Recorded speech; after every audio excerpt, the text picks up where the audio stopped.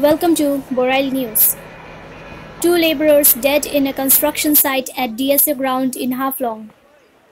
2 laborers died after a pile of earth along with several bags of cement collapsed on them while they were working in a trench that they had dug out for foundation of building block at DSA field in Haflong under Haflong police station.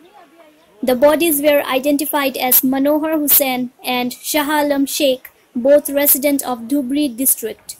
Later, the bodies were taken to Haflong Civil Hospital for post-mortem. Mention may be made here that the construction work were given to Guwahati-based construction firm Ashirwad Enterprise on the total cost of 16 crores.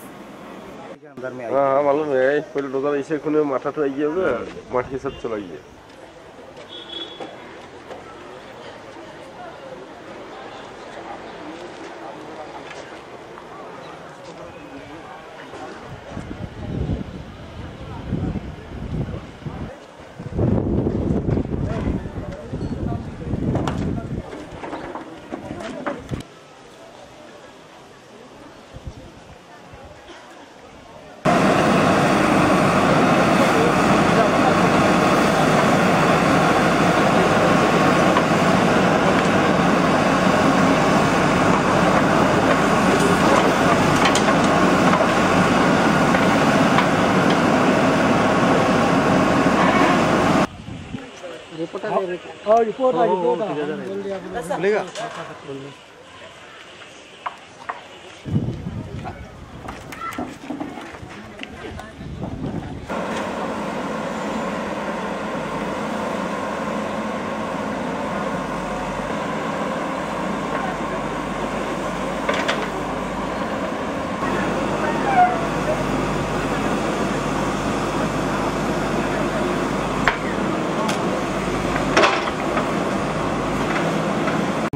আজি অনুমান দিনৰ 2:15 মান বজাত এই DSA গ্ৰাউণ্ডত যেটো ফাউণ্ডেশ্যনৰ road বান্ধি থাকতে হঠাৎ ওপৰৰ পৰা লেণ্ডস্লাইড হৈ দুজন গাতত পৰি যায় আৰু তাৰ ওপৰত লেণ্ডস্লাইড আৰু লগতে সিমেন্টৰ বস্তা পৰি তেওঁলোক দুজন মানে থিতাতে নিহত হয় আৰু এই দুজনৰ ঘৰ ধুবুৰী জিলাত দুৰাহাটি বুলি এডোখৰ ঠাইৰ আৰু এজনৰ নাম হৈছে শাহ আলম শেখ আৰু আন অন্যজনৰ নাম হৈছে মনোৱাৰ আলী আৰু তেওঁলোকক ইতিমধ্যে আমাৰ মেজিষ্ট্ৰেট সাহেব আহিছে আৰু ইনকুৱেষ্ট কৰা হ'ব এতিয়া ইনকুৱেষ্ট কৰাৰ পিছত পোষ্টমৰ্টেমৰ কাৰণে আমি পঠাই দিম চিভিল হস্পিটেল